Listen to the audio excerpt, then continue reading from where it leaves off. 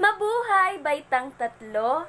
Ako si Binibining Dorothy Blessy Festijo. Maaari nyo akong tawaging Binibining Festijo. Ano nga ulit ang aking pangalan? Binibining Festijo.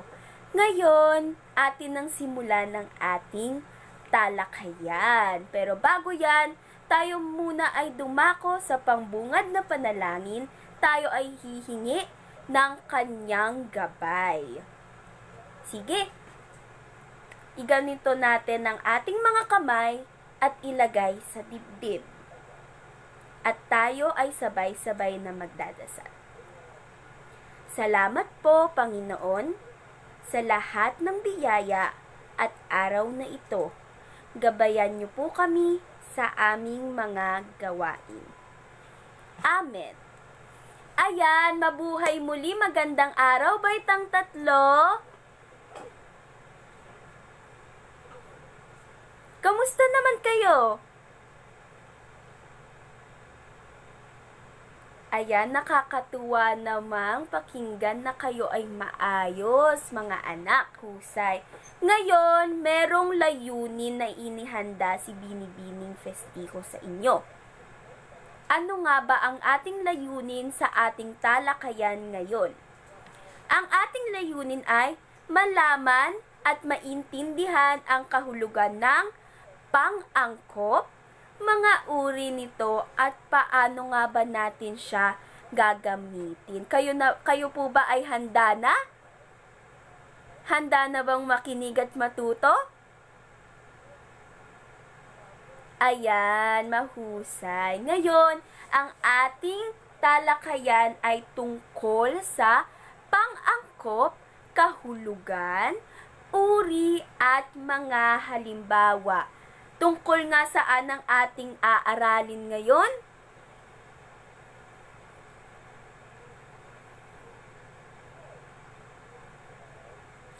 Mahusay, tama, Baitang Tatlo. Ngayon, tukuyin natin kung ano muna ang kahulugan ng pang-angkop. Sabay-sabay nga nating basahin. Ang pang-angkop ay mga katagang nag-uugnay sa dalawang magkasunod na salita. Ginagamit ito upang maging magaan o madulas ang pagbigkas ng dalawang salita. Ayan, ang sabi dito mga bata na ang pang-angkop daw ay katagang nag-uugnay. Ayan, nag-uugnay. Nakikita nyo po ba ang mga daliri ni Binibining Festijo? Nag-uugnay sila. Pero dito sa pang-angkop, sabi, nag-uugnay ng dalawang magkasunod na salita. At syempre, para maugnay natin yung dalawang salita na yon, sa gitna nun ay may gagamitin tayo. Kaya naman, atin nang aralin ang tatlong uri ng pang-angkop. Ang una ay nang o ng. Ano nga ang una? Nang o ng. Mahusay. Pangalawa ay ang na or na. Ano ulit? Na or na. Magaling. At pangatlo ay ang G or G. G or G. Ayan, ngayon, dumako na tayo sa NG or nang. Magaling. Sabi dito, idinudugtong ang nang sa naunang salita na nagtatapos sa patinig. Ano nga ba ulit muna ang patinig? A, E, I, O, U. Ayan, dapat alam natin kung ano ang patinig, mga bata, ha? Sabi dito, kapag NG, ang naunang salita, ang palatandaan natin ay nagtatapos siya sa patinig. Gaya na lamang ng halimbawa natin. Ito ang mga halimbawa. Mabuting kaibigan. Batang malusog. Anong ginamit natin? NG. Dahil siya ay nagtatapos saan? Patinig. Magaling, tama. Sige nga, palakpakan nyo ang inyong mga sarili. Ngayon naman, inilalagay ang NA or na sa pagitan ng dalawang salita kapag ang unang salita ay nagtatapos sa katinig. Kung ang NG or nang ay nagtatapos saan ulit? Sa A, E, I, O, U. Ano yung A, E, I, O, U?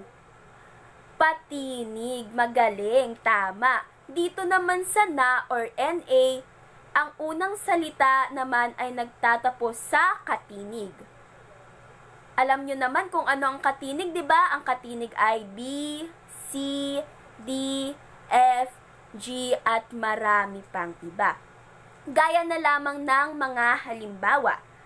Sabi sa halimbawa, mabigat na bag.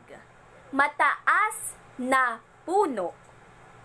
Ano ang ginamit natin na pang-angkop?